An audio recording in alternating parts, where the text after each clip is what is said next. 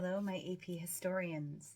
This is Wendy with AP History Help, and this is the AP History Help podcast, where you will learn everything you need to know about taking AP history classes, from skills to content, from historical thinking skills to themes in history. Whether you're taking or thinking about taking AP World History, AP US History, or AP European History, this podcast is for you. Be sure to check out the episode list and the show notes to find the topics that you need help with. Email me at wendy@aphistoryhelp.com with questions that I might answer on future episodes. You can also follow and interact with me on TikTok, Instagram, and YouTube at AP History Help. Contextualization is not only an important part of the AP History exam, as you get a point for it on the DBQ and the LEQ, but it's integral to understanding history and, well, life. How many times have you used context clues to understand a word when you are reading or even speaking with someone? According to dictionary.com, context means the circumstances that form the setting for an event, statement, or idea, and in terms of which it can be fully understood and assessed. Let me emphasize the words setting and event. History would be challenging to wrap your brain around without understanding the setting in which an event is happening. When you learn about World War II, for example, it did not occur in a bubble. We look at what happened before it, the causes, but also the actions of the people and countries. And we look at what happened after, its effects per se. I was once talking to a fellow podcaster about what would happen if certain events in history had different outcomes. One example was, what if the South had won the Civil War? And believe it or not, he was able to tie it to a different outcome in World War II. Well, that's a stretch as far as context goes, but it's a good exercise in the interconnectedness of the events of history. But before we get too far along, if you haven't already done so, make sure that you listen to my last episode, which goes over how to earn all the points for the LEQ essay. This essay might be the hardest, but you don't need to be intimidated by it. I break it down for you in easy, manageable pieces. If you didn't listen, you can just go to your podcast player or my website, aphistoryhelp.com, or even to YouTube and look for episode 11 of AP History Help. That's right. They're all on demand for your listening pleasure. This episode is airing as the second semester is beginning for many of you. And if you haven't already done so, it is really time for you to start reviewing. That's right. If you're striving for that 5, you need to get a lot more serious about your preparation. Have you checked out my AP History Success Journal? It's available for print on my website and hopefully coming soon on Amazon. I have it set up to be a weekly companion on your journey to acing the AP exam. Now on to today's episode. Contextualization is the answer to world peace. Keep listening to find out why. To recap from my introduction, we are talking about contextualization, which is the action of creating the context of a topic. It is the bigger picture of historical events.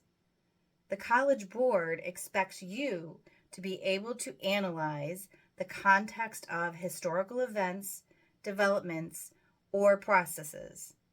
Essentially saying that in order to understand history, you must examine the big picture and make those connections between events and developments and processes in order to develop thoughtful arguments. One way to understand historical context is thinking of it like a bullseye. I want you to picture a dartboard. Got it?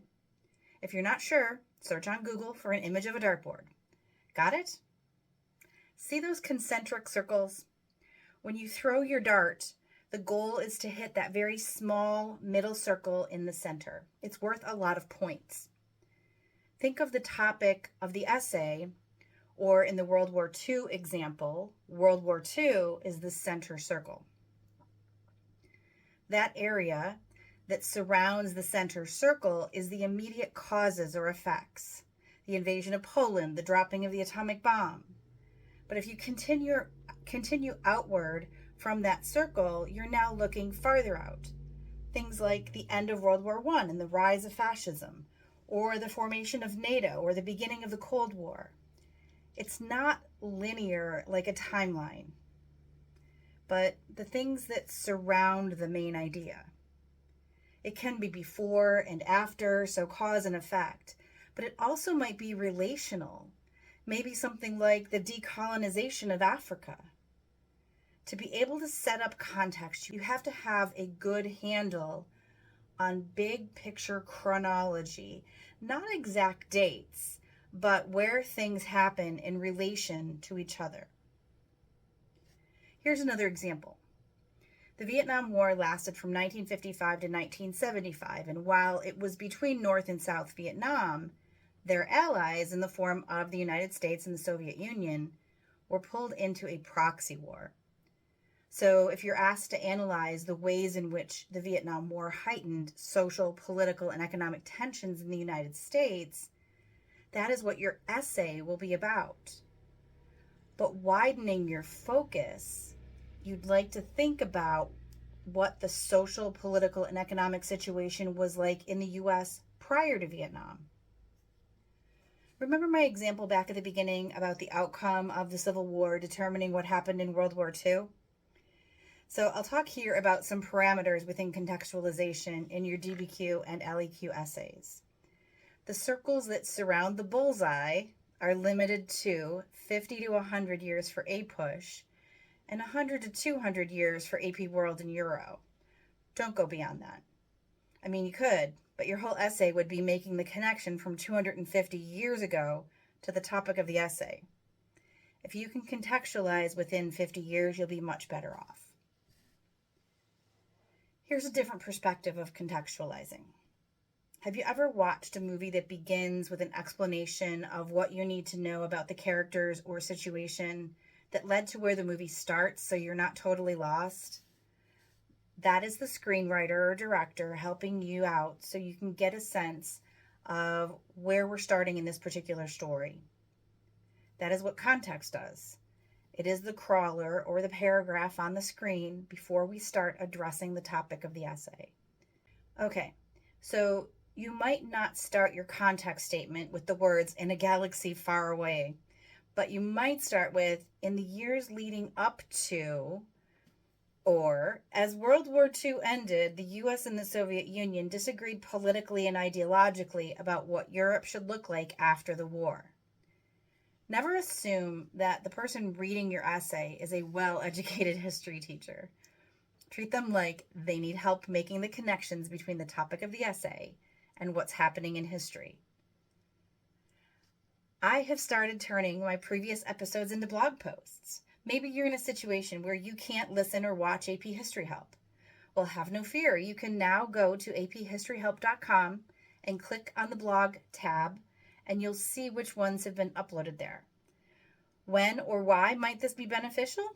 Well, one example is if your teachers give you time to read in class. No audio, no video, but reading is okay. Check out my advice, my tips, my strategies, all in written form. You can also get there directly by going to aphistoryhelp.com/blog. Lest you think that contextualization is only part of the DBQ and LEQ rubrics, here is what the College Board says about how a student is assessed on the AP exam.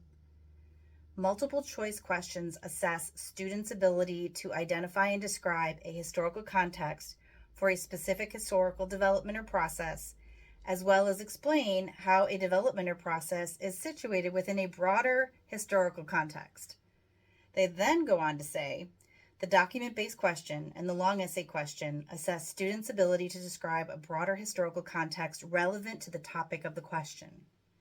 One or two of the short answer questions may also assess this skill. Why is this important to know? Well, I want you to realize that contextualization is not just something you do on the essays you write, but a huge part of learning history. Every time you learn about a topic, an event, a conflict, you should be thinking about the bigger picture, zooming out to the next 2 circles on that dartboard. And I didn't say this before, but understand that if you stick with this dartboard analogy, there are many dartboards in each of the AP history classes, and they often bump into and overlap with each other in a very three-dimensional way. So to complicate things, our metaphorical dartboards are probably spheres. Hey, guess what? It is time for Wendy Teaches History. Happy New Year, everyone. Wow, 2024.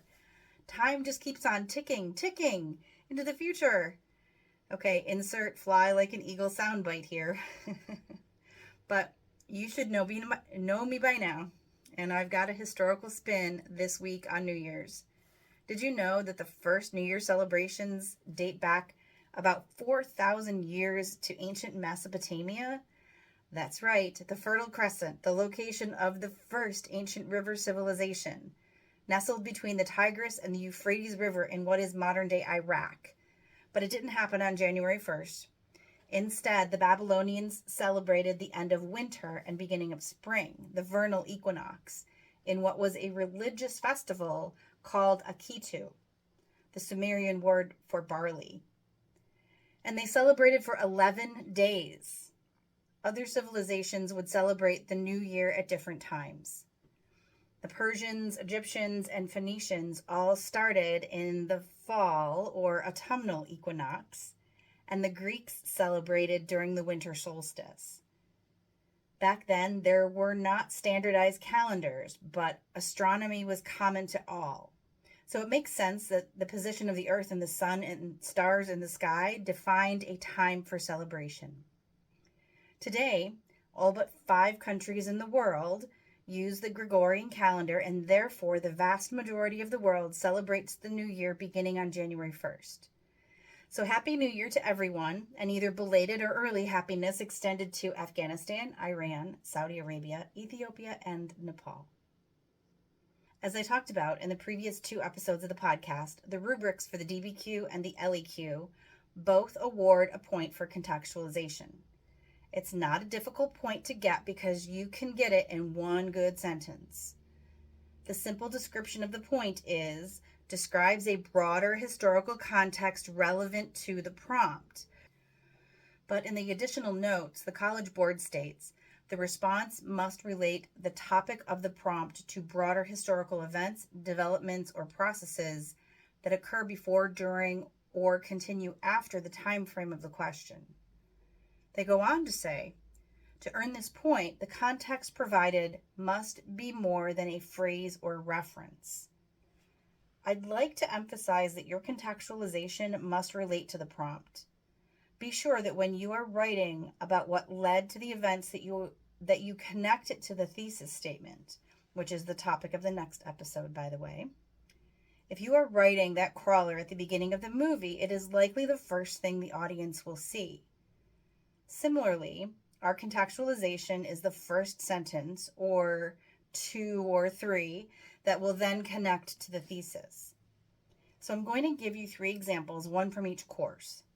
I'll read the prompt first, and then the acceptable context. And these were all provided by the College Board as examples. First, APUSH.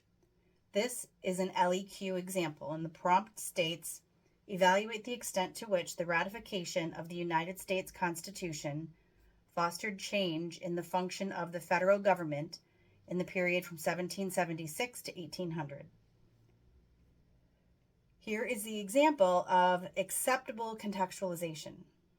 Many Americans hesitated to expand the power and functions of the national government due to the earlier experiences of the American colonies under the powerful rule of the British government. The American colonies grew accustomed to a degree of political independence during the period known as salutatory neglect. This changed after the French and Indian War, when the British implemented a series of tax measures that the colonists viewed as unjust. Many colonists viewed the passage of laws like the Stamp Act and the Tea Act as an abuse of power, leading to a cautious approach to government after independence. Now, that's pretty long, and frankly, doesn't need to be so long, but I'm trying to share exemplars, not just average or mediocre acceptable statements. Anyway, moving on to AP Euro, a DBQ prompt states, evaluate whether the 30 Years' War was fought primarily for religious or primarily for political reasons. An excellent contextualization might be, prior to the 30 Years' War period, Luther had been spreading his ideas of Protestantism and individual interpretation of the Bible. As a result, European states were divided without the Catholic Church holding them together. The religious tension, primarily between the Holy Roman Empire and France, marked the period prior to the 30 Years' War. Or here's a gift.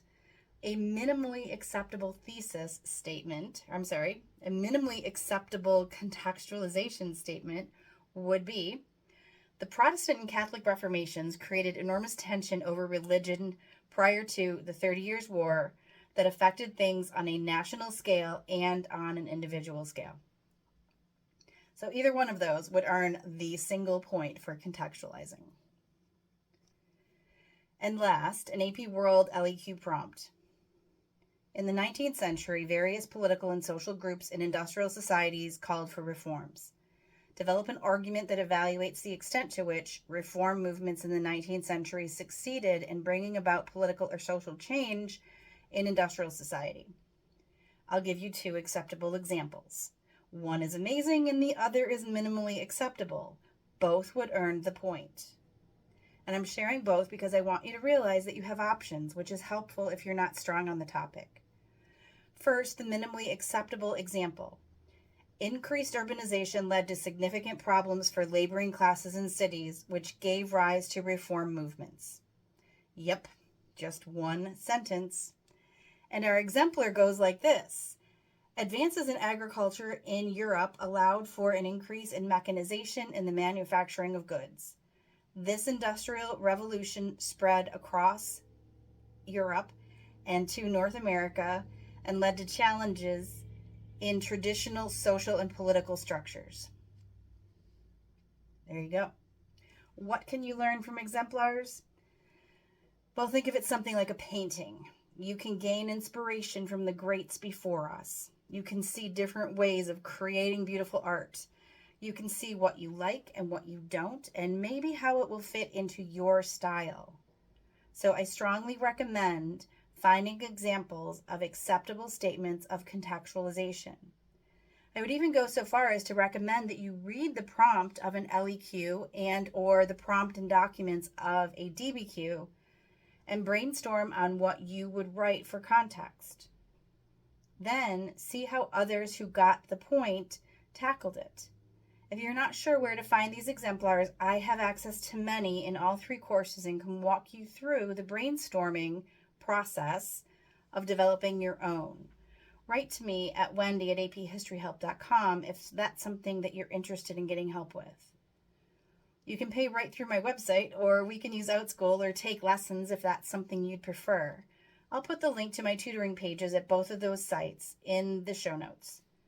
And you can get discounts for those first sessions on both platforms.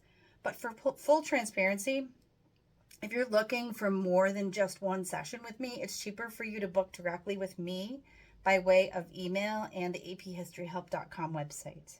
To help tie this all together, remember when I said that contextualization is the answer to world peace? Okay, your reward for listening all the way to the end is how? In the dartboard analogy, world peace is the center bullseye. And all around it are the people who have acted in peaceful ways to resolve conflicts. And there are all the conflicts that had peaceful resolutions. But there are also all the examples of when there weren't peaceful resolutions or people, non-examples. If we use all of our context clues and analyze them, why some things worked and other things failed, we might be able to work together to solve the hardest problems of the world. A girl can have hope on the first day of the new year, can't she?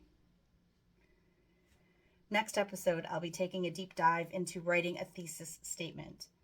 You heard me talk about it today and in the DBQ and LEQ episodes because it earns you a point on each, and it's what establishes your argument in both essays. And in my opinion, it should follow the contextualization point. That's why it will follow the episode on contextualization. Hit that follow or subscribe button so you'll be notified whenever it and any new episode airs. Do me a favor and email me at wendy@aphistoryhelp.com if you have any questions or suggestions or just to tell me you listened to or watched the podcast. I would be so grateful if you would follow me on Instagram and TikTok at AP History Help. Did you know that this podcast also airs in video form on YouTube? The channel is called AP History Help. I'll link to it in the show notes. If you subscribe, you'll get notified every other week when a new episode is uploaded there. Whether it's social media or YouTube, you'll be able to comment, ask questions, and interact with me there. Tell your friends who are taking or thinking about taking AP History classes about the podcast. I am here to help as many students as possible to be successful in the course and on the exam. That will do it for this episode. Don't forget to come to Wendy for AP History Help. This episode of the AP History Help podcast is now history.